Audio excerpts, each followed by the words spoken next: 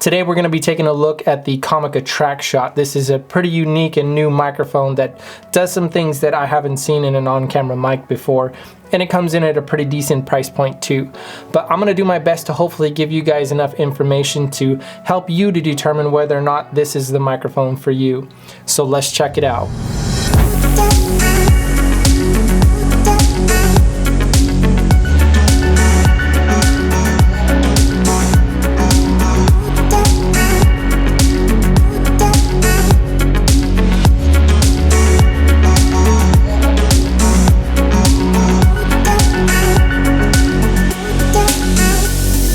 So first we'll start with what comes in the box.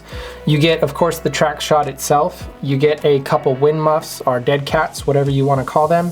You get a TRS and a TRRS cable for connecting to various different cameras, mirrorless, DSLR, smartphones, computers, things like that.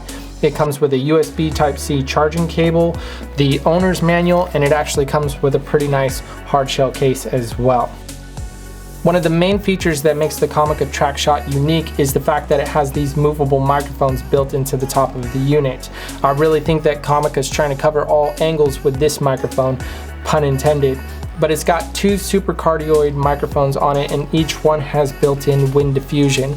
This is to help cut down wind noise, although it does come with the additional dead cats for better wind performance. But this is more of an all-in-one package because they've offered 4 different pickup patterns in order to make this an all-in-one microphone. The first pattern is the mono mode, which happens when you place both microphones together in the forward position, and this acts more like your traditional on-camera microphone and is very directional. It works like more like a shotgun microphone, where it's going to cut out a lot of the ambient type noise. Now if you want to pick up more ambient sound, that's where it comes with 2 different stereo modes, one being 30 degrees and the other being 90 degrees. And this is useful in several different scenarios. If you're trying to capture audio from multiple people in the scene where maybe they're dialoguing or something like that, and you want to be able to pick up that audio, that works well. Or if you just want more ambient sound, say you're doing some nature stuff and you want to be able to capture a wide stereo field, that's where this is very useful. And then it's also got a bi-directional mode. This is where you place one microphone in the forward position and one in the backwards position, and it will pick up audio from both directions. This is useful for, say if you're using it as an on-camera mic and you're behind the camera and you want to pick up your audio as well as the person in front of the camera, that's where you would use this. Or like in some of their media images, you can see where they have it placed on a tabletop tripod, and there are 2 people at the table having a discussion, and they're able to pick up audio from both of them. Now Comica did just release a firmware update for this that makes that a stereo image rather than a mono image. So basically it separates each microphone into its own left and right track, so that way you can balance it in post, because I think if you were really close to one microphone and the other person's really far away, your audio is going to be out of balance, and that way you can actually adjust it in post. But the unit itself is built very well. It feels very solid. I've actually been pretty pleased with a lot of Comica's newer microphones that they're coming out with. The build quality has been a big improvement, and I'm really happy to see the changes that they've made. The body is made out of metal and feels pretty solid. The mount is made out of plastic, and it has a cold shoe mount on it as well as a 1/4-20, so you can place it on a boom pole or on your camera, whichever you want to do. And then it's also got this new air shock absorption system. It's got these little air-filled kind of shock absorbers on there, different than the rye coat that you see on a lot of other microphones.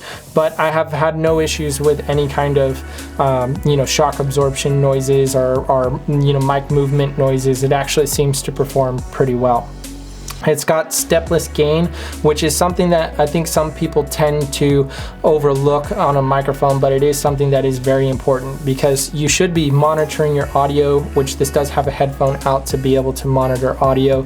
But if you need to make adjustments while you're recording, then you can do that in a stepless way to where it's not obvious to people that you're making changes to the audio, giving you more work to fix in post, or just making your audio not sound very good. And again, it does have the headphone out out port. So if you do have a camera that doesn't have the option to be able to monitor audio, this is actually going to add that to your camera, which is a big bonus. The only downside to the headphone out is that it is not, you're not able to control the volume of that. It is dependent upon the gain knob, so how much you're gaining the microphone, but you know, at least you do have headphone out. So it does also have a low cut filter, although Comica does not advertise what the low cut amount is, whether it's 75 Hertz, 80 Hertz, 100, 150, it's just a low cut filter. It's got a pretty nice IPS display. I actually like the display quite a bit. It is color, and it is pretty easy to see in highlight situations. So if you're outdoors, you're gonna be able to see that pretty easily. It's USB Type-C rechargeable. Comica actually does not advertise the battery life of the unit, so I don't know exactly how long it would last because I haven't used it for a ton of time or done any testing to see how long it would last. But I can tell you I've had it on quite a bit and used it quite a bit and haven't had any issues with battery life so far. So overall, my personal opinion of the microphone, I think it's a nice mic. I think it's got a lot of versatility, so it can really cut down the amount of gear that you have in your bag. Again, it's not $1,000 microphone. It's not going to beat $1,000 microphone as far as audio quality, but in versatility it definitely will because it has a lot to offer. But for its price, which is currently $179, this microphone I think sounds pretty good, and it's gonna definitely be a big improvement over the built-in microphones on any camera, and to be able to deliver you a lot better audio using this. And the price is not that bad these days for a decent microphone like this, and especially for its capabilities. Now, one thing that I don't like about it is, again, that you can't adjust the audio coming out of the headphone out. If you're in a noisy environment or something and you want to be able to turn up the volume, you can't do that. And then also, it doesn't auto change modes whenever you move the microphones to the various different positions. I would think that would be something that would be important because that leaves room for human error. So say if you're in a run and gun situation and you're doing a mono mode and you all of a sudden want to be able to switch it to stereo mode, if you forget to change the mode on the back here, then it's not going to be in that stereo mode and is not going to work the same. Overall, I think the microphone is pretty good. I think the price is fairly decent, and I think it's something that's worth a try if you need something with this kind of versatility. So stick around for the audio samples, but if you guys have any kind of questions or comments or anything like that, feel free to let me know down in the comment section below. If you did find this video helpful, please give me a thumbs up. It definitely helps this channel out. And if you are not subscribed, please consider hitting that button as well as that bell so you get notified of future videos.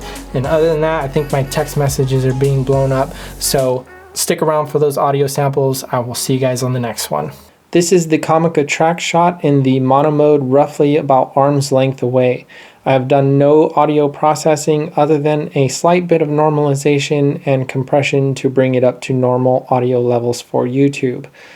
I have done no EQ processing whatsoever, so this is the sound that you would get in mono mode out of the Comica Traxshot. This is the Comica Traxshot in the 30-degree stereo mode, again roughly about 1.5 feet away, and you can hear as I snap my finger from left to right the audio changing.